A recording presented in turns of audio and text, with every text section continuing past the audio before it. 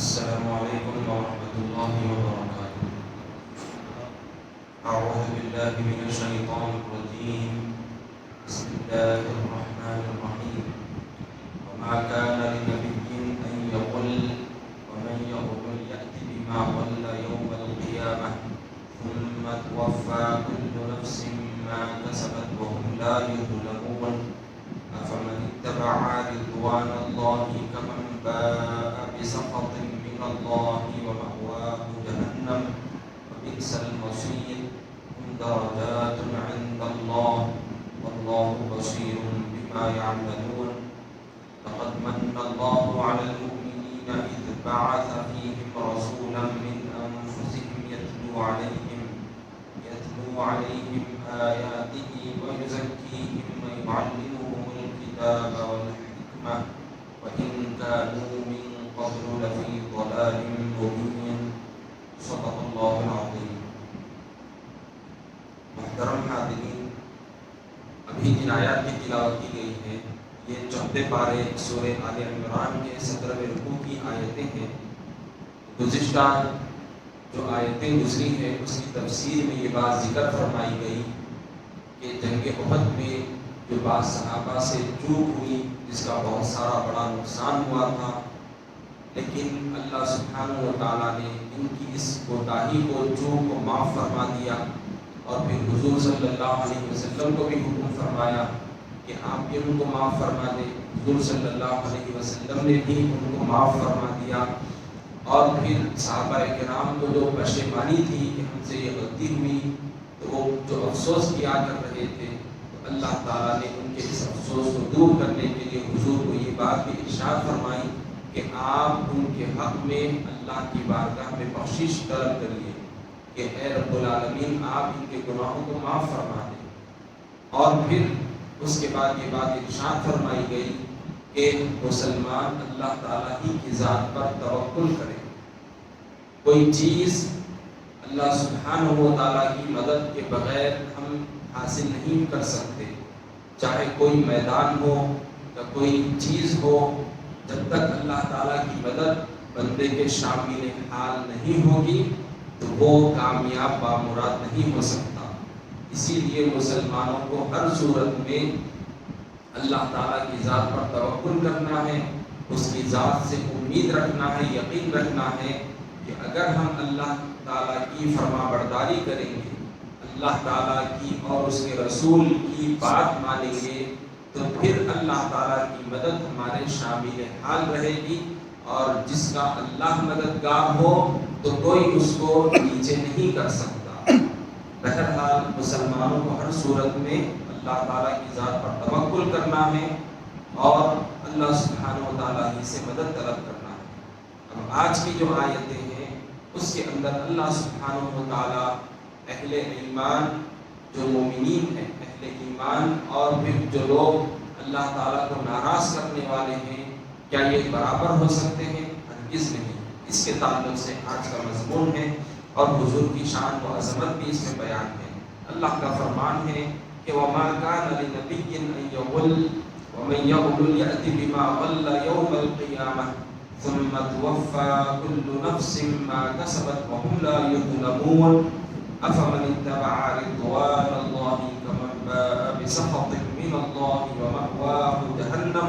وَبِئْسَ الْمَصِيرُ. هم درجات عند اللہ واللہ بصیر بما یعملون. یعنی اور دیکھو پیغمبر صلی اللہ علیہ وسلم کی یہ شان نہیں کہ وہ خیانت کرے، اور جو شخص خیانت کرے گا وہ قیامت کے دن اس چیز کو اللہ کی بارگاہ میں حاضر کرے گا جس میں اس نے خیانت کی تھی. پھر جس نے جیسا کیا اس کا پورا بدلہ اس کو دیا جائے گا اور ان پر کسی طرح کا ظلم نہیں کیا جائے گا. یہ آیت کریمہ کے متعلق بتلایا گیا ہے کہ حضور اکرم صلی اللہ علیہ وسلم مال غنیمت تقسیم فرما رہے تھے، اور یہ روایت کے تعلق سے بتلایا گیا کہ یہ واقعہ جنگ بدر کے متعلق ہے. تو جب حضور مال غنیمت تقسیم فرما رہے تھے، بانٹ رہے تھے، اس کے اندر سے ایک لال چادر غائب تھی، ایک لال چادر نہیں مل رہی تھی. تو بعض منافقین نے یہ بات کہہ دی کہ معاذ اللہ حضور صلی اللہ علیہ وسلم نے خود یہ چادر رکھ لی ہوگی، یعنی حضور جو تقسیم فرما رہے ہیں اس کے اندر معاذ اللہ حضور نے خیانت کی ہے، ایسی بات منافقوں نے کہہ دی۔ تو اللہ تعالیٰ صفائی میں حضور کی شان و عظمت کو بیان کرتے ہوئے فرما رہا ہے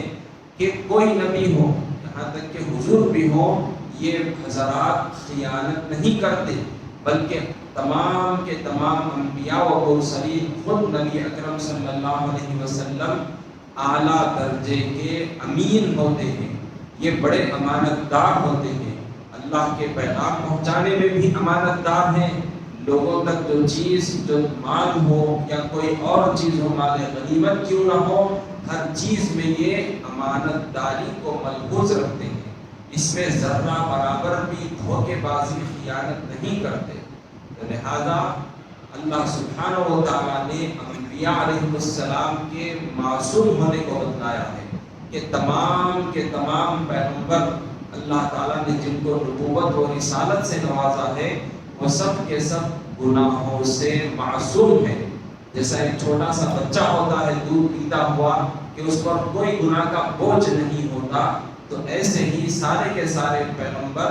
معصوم ہوتے ہیں گناہوں سے، اور سارے کے سارے پیغمبر بڑے امانت دار ہوتے ہیں، وہ دھوکے باز نہیں ہوتے، ذرہ برابر بھی وہ خیانت نہیں کرتے کسی بھی معاملے میں ہو، اور حضور صلی اللہ علیہ وسلم نے ہرگز خیانت نہیں فرمائی، وہ تو اعلیٰ درجے کے کامل امانت دار ہیں۔ اور پھر اب یہاں پر ہم کو بتلا دیا گیا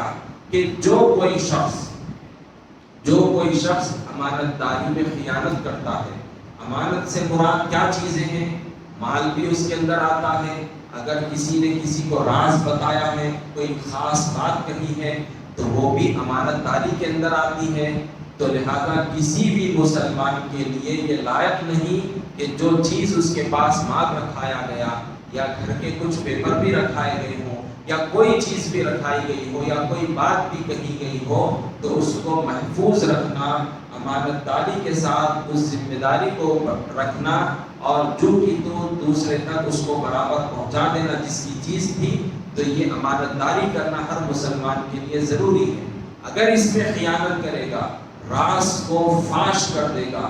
بات دوسروں تک پھیلا دے گا، یا جو چیز رکھائی تھی اس کے اندر دھوکے بازی سے وہ کھا لے گا، جو پیپر وغیرہ کچھ بھی رکھائے گئے تھے گھر کے یا مال رکھایا گیا تھا اس میں دھوکے بازی کر کے کھا لیا، دھوکہ دے دیا، تو پھر کل قیامت کے دن وہ اللہ کی بارگاہ میں ایسے حاضر ہوگا کہ اس کے اوپر ہزارہا بوجھ ہوں گے عذابات کے، اس کے اوپر طرح طرح کے اللہ تعالیٰ کی جانب سے عذاب ہوں گے، اور ایسا شخص دوزخی ہوگا جو امانت داری میں خیانت کرتا ہے۔ تو خیانت کرنا یہ بھی کبیرہ گناہوں کے اندر شامل ہے، تو لہذا کسی بھی مسلمان کو خیانت نہیں کرنا ہے۔ اب دوسری آیت شریفہ جس کا ترجمہ یہ ہے کہ بھلا جو شخص اللہ کی مرضی کا تابع ہو، کیا وہ اس شخص کی طرح ہو سکتا ہے جو اللہ کے غضب میں گرفتار ہو اور جس کا ٹھکانہ جہنم ہو،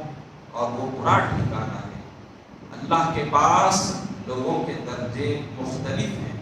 اور جو کچھ وہ کر رہے ہیں اللہ ان کو دیکھ رہا ہے۔ یعنی جو بندہ اللہ تعالیٰ کی بات مانتا ہے، اللہ تعالیٰ کی فرما برداری کرتا ہے،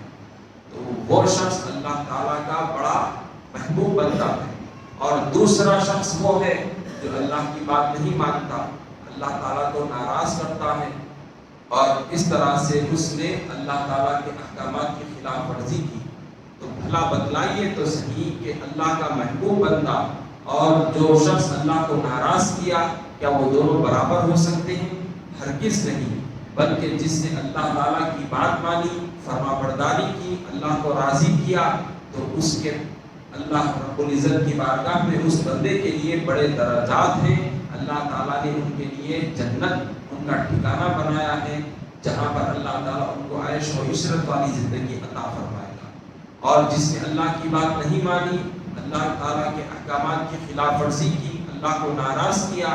تو اللہ تعالیٰ کے پاس اس کا بھی درجہ ہے اور وہ برا درجہ ہے، وہ برا ٹھکانہ ہے، اور وہ دوزخ ہے جہاں پر اللہ تعالیٰ نافرمانوں کو، حکم کی خلاف ورزی کرنے والوں کو وہاں پر داخل کر دے گا۔ تو لہٰذا اللہ تعالیٰ ہر بندے کے عمل سے واقف ہے کہ کون اچھے کام کر رہا ہے اور کون برے کام کر رہا ہے، اور اس کا بدلہ اللہ تعالیٰ ضرور دے گے۔ اب مزید آگے اللہ تعالیٰ کا فرمان ہے کہ اللہ تعالیٰ نے جو ہم پر احسانات فرمائے وہ بے شمار احسانات ہیں،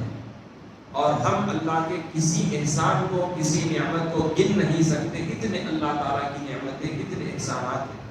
لیکن اللہ تعالیٰ نے جو نعمتیں عطا کی ہیں، جو احسان فرمایا ہے، کسی پر احسان نہیں جتلایا، لیکن ایک ایسا بڑا احسان بھی اللہ تعالیٰ نے فرمایا ہے جس پر احسان جتلا رہا ہے، یعنی اس کی قدردانی کرنے کے تعلق سے زور دے رہا ہے۔ وہ کیا احسان ہے؟ یہ آیت میں اللہ فرما رہے ہیں، لقد من اللہ علی المؤمنین اذ بعث فیہم رسولا من انفسہم یتلو علیہم آیاتہ ویزکیہم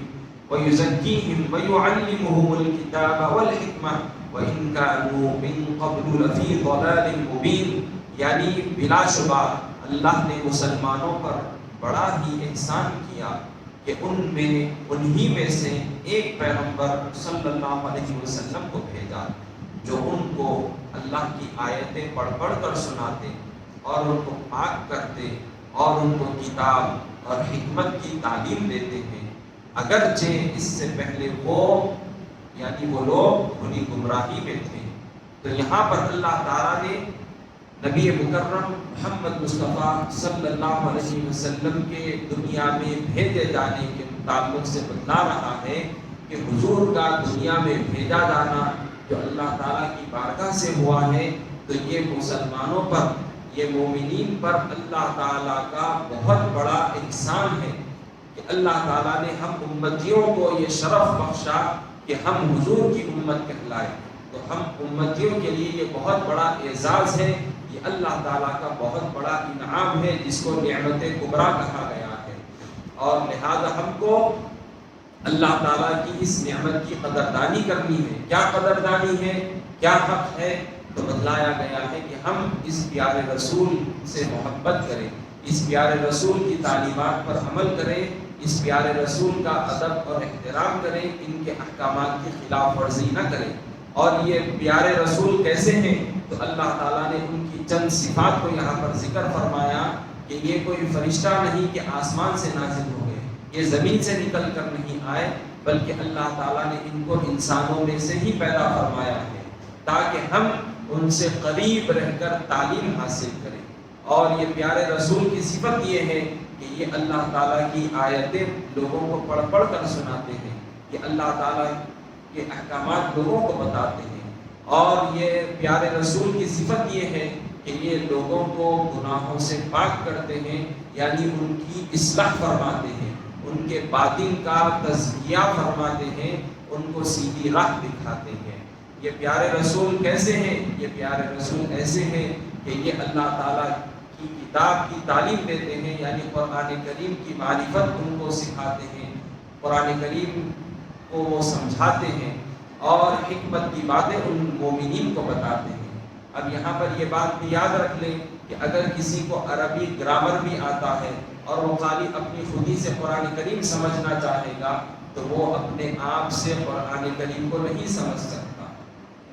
اسی لیے بتایا گیا کہ حضور صلی اللہ علیہ وسلم کے فرامین یعنی احادیث مبارکہ کو جب تک قرآن مجید کی سمجھنے میں پیش نظر نہیں رکھا جائے گا، قرآن کریم کو نہیں سمجھا جا سکتا۔ تو لہذا اللہ تعالیٰ نے یہاں پر جو بات ارشاد فرمائی ہے کہ وہ کتاب کی تعلیم دیتے ہیں، یعنی حضور صلی اللہ علیہ وسلم نے اللہ تعالیٰ کی آیتوں کے متعلق صحابہ کو تعلیم دی ہے کہ کس کے کیا معنی مراد ہے، کس سے کیا حکم نکل رہا ہے، کہ حضور صلی اللہ علیہ وسلم نے صحابہ کو مسائل اور کتاب کی تعلیم دی ہے اور ان کو حکمت کی باتیں بتائی ہے۔ تو لہذا قرآن کریم کو سمجھنا ہے تو حضور صلی اللہ علیہ وسلم کی احادیث مبارکہ کا سہارا لینا ضروری ہے۔ بغیر حدیث شریف کے قرآن کریم کو نہیں سمجھا جا سکتا۔